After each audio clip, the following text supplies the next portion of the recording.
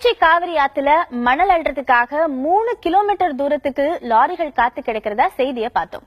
உயர்நீதிமன்றத்தின் தீர்ப்பு, கடந்த ஆட்சியில முதல்வர் ஜெயலலிதா பிறப்பிச்ச அரசாணை, அதுக்கப்புறம் இந்த ஆட்சியில முதல்வர் எடப்பாடி பழனிசாமி சொன்ன அறிவிப்புகள் எல்லாம் தொடர்ந்து தமிழக அரசே மணல் குவாரிகளை ஏத்து நடத்திக்கிட்டு இருக்கு. மணல் குவாரியில ஒரு யூனிட் மணல் 525 ரூபாய்க்கு விற்கப்படுது.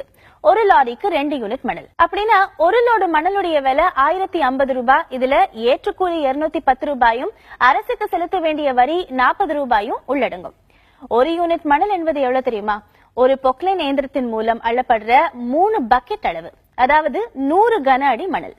பொக்லைன் இயந்திரத்தின் 6 பக்கெட் மணலை அள்ளிக்கிட்டு கிளம்புற லாரியில ஆத்த கடக்கிற வரைக்கும் ஒரு லோடு மணலுடைய விலை 1050 ரூபாய் மட்டும்தான். அதுக்கப்புறம் மண்ணு பொன்னா மாறிடுது. சென்னை, கோவை, மதுரை, நாகர்கோவில்னு வீடு வந்து சேரும் போது அதே லாரியில ஒரு லோடு மணலுடைய விலை 16,000 - 25,000 ரூபாய் வரைக்கும் போகுது. அதுவே வெளி மாநிலங்களுக்கு போனா 40,000 ரூபாய். இப்போ அது மட்டும் இல்ல பிரச்சனை. இப்படி 3 கிலோமீட்டர் தூரத்துக்கு அணிவகுத்து நிக்கிற ஒவ்வொரு லாரியுமே அரசின் விதிமுறைப்படியே 2 யூனிட், அதாவது 200 கன அடி மணலைத்தான் அள்ளுறாங்க. சராசரியா ஒரு மணல் குவாரியில குறைஞ்சபட்சம் 250 லாரிகள் ஒரு நாளைக்கு காலையில 6 மணில இரவு 7 மணி வரைக்கும் மணல் அள்ளுது.